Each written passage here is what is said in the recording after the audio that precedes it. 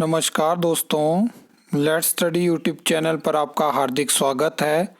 I hope आप अच्छे होंगे, स्वस्थ होंगे।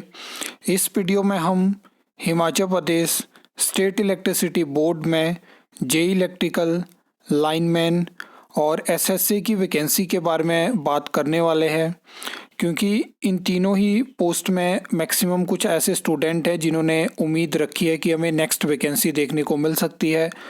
तो एक्चुअल इस वीडियो को बनाने का मोटिव है आपको रियलिटी पता हो कि क्या वर्तमान स्थिति है, ताकि आप अंदाज़ा लगा सको कि क्या वेट करना चाहिए इन वैकेंसी का या नहीं करना चाहिए। उसी के बारे में हम इस वीडियो में डिटेल में बात करेंगे।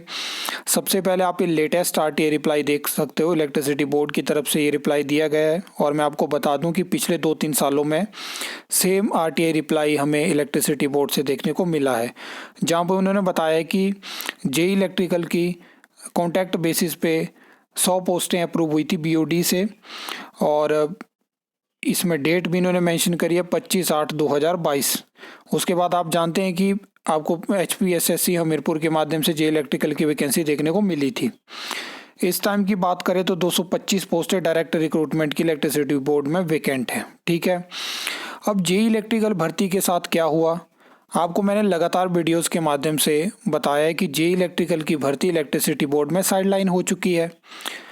बहुत सारे ऐसे स्टूडेंट हैं जो बात करते हैं, चाहे सरकार के सामने वो अपना पक्ष रखें, चाहे वो मंत्री हैं जिनके पास ये बोर्ड जिनके पास इसकी पूरी पावर रहती है, तो वहाँ से उनको डायरेक्ट ये चीज़ कह दी गई है कि आप फ़िलहाल इन भर्तियों की उम्मीद मत करिए, बोर्ड प्राइवेट होगा। आपने देखा कि इलेक्ट्रिसिटी बोर्ड आपको फ्यूचर में 2-4 सालों के बाद इसमें प्राइवेटाइजेशन हो जाएगी।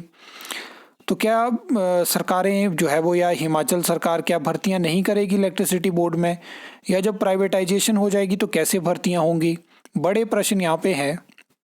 लेकिन सरकार क्या जो 2022 में जो भर्ती एडवर्टाइज हुई थी, क्या उसको प्रोसेस नहीं कर सकती है? बिल्कुल कर सकती है। जब और भर्तियां प्रोसेस हो सकती है तो क्यों जे इलेक्ट्रिकल की भर्ती प्रोसेस नहीं हो सकती है? लेकिन आप नेक्स्ट आरटीआई रिप्लाई देखिए, यहाँ पे एसएससी और लाइनमैन के बारे में बताया गया है कि अब लास्ट में पढ़िए कि युक्तिकरण जारी है, जिसकी वजह से पोस्टें खत्म हुई हैं। आप जानते हैं कि इलेक्ट्रिसिटी बोर्ड में युक्तिकरण हुआ है, जहाँ पे जनरेशन बीइंग में और ट्रांसमिशन बीइंग में जो है वो 700 से ज़्यादा पोस्टें खत्म हुई हैं। एग्जैक्ट डिटेल हमारे पास नहीं है, लेकिन इतना आंकड़ा है कि इतनी पोस्टें खत्म हुई हैं और पोस्टें खत्म होती हुई आपको दिख सकती हैं। जब कोई डिपार्टमेंट, बोर्ड, कॉरपोरेशन उस फेज में होता है जहाँ पे युक्तिकरण शुरू हो जाता है, तो वहाँ से आप एक उम्मीद कर लेना कि पोस्टें नहीं आपको देखने को मिलती हैं। हमने बहुत सारे ऐसे डिपार्टमेंट, बोर्ड, कॉरपोरेशन में देखा है कि ये चीज़ें हुई है। इसका रीज़न यही है कि एसएससी की तो बहुत कम उम्मीद है कि आपको अब टेस्ट के माध्यम से फिलहाल 1-2 साल तक भर्ती देखने को मिलेगी। लाइनमैन में उम्मीद थी कि लाइनमैन की वैकेंसी आ सकती है। अभी आपने वो फर्स्ट बेटिंग पैनल देखा होगा, उसके बाद भी आपको नेक्स्ट बेटिंग पैनल देखने को मिल सकता है।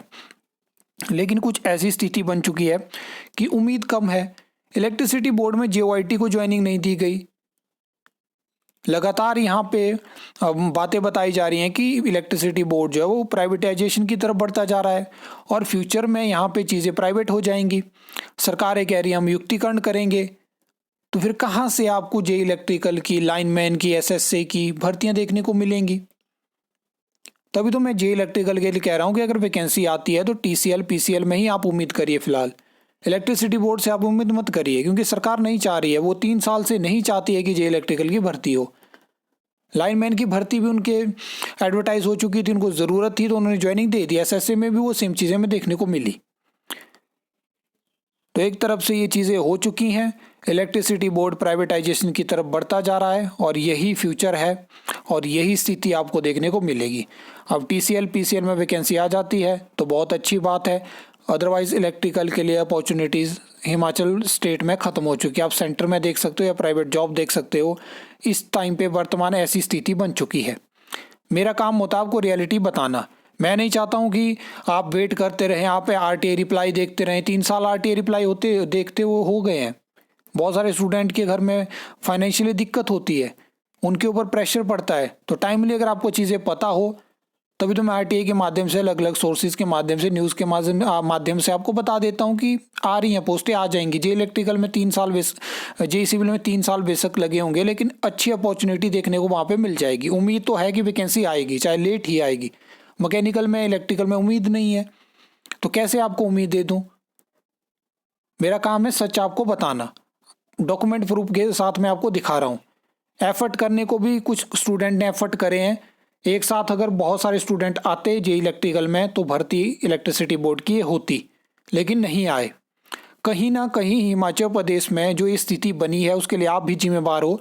आपने अपनी पोस्ट के लिए भी स्ट्रगल नहीं करा, आप भी दूसरे के मुंह की तरफ देखते रहे कि वो कुछ करेगा, कुछ बोलेगा, कुछ लोग जाएंगे, कुछ स्टूडेंट इकट्ठे होंगे, कुछ नहीं हो पाया। और इसी की वजह से बहुत सारी पोस्टें आज रुकी हैं और यही स्थिति आपको फ्यूचर में भी देखने को मिलेगी।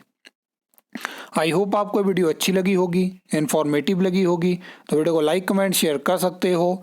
चैनल को सब्सक्राइब कर सकते हो फॉर द न्यू अपडेट्स के लिए।